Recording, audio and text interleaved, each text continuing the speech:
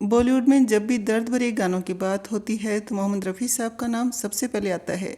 रफ़ी साहब की आवाज़ में जो दर्द और उनके नगमों में जो रूहानियत थी वो किसी के भी दिल को छू सकती है।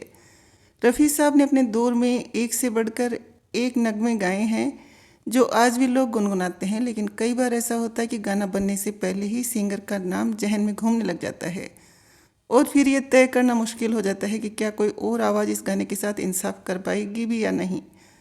ऐसा ही एक मुश्किल वक्त उस समय आ गया था जब एक गाने को रफ़ी साहब से गंवाने को लेकर फिल्म के हीरो और म्यूजिक डायरेक्टर के बीच ठन गई थी।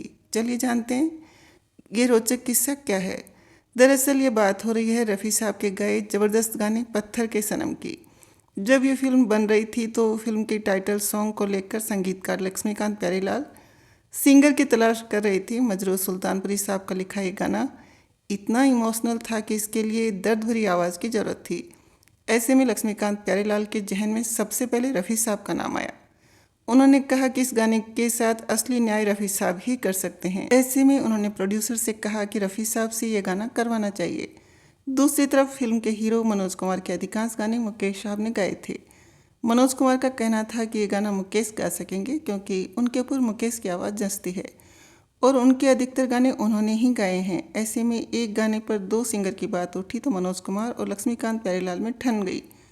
दोनों ही पक्ष अपनी अपनी बात पर अड़े थे। ऐसे में बात फिल्म के प्रोड्यूसर और डायरेक्टर तक पहुंच गई।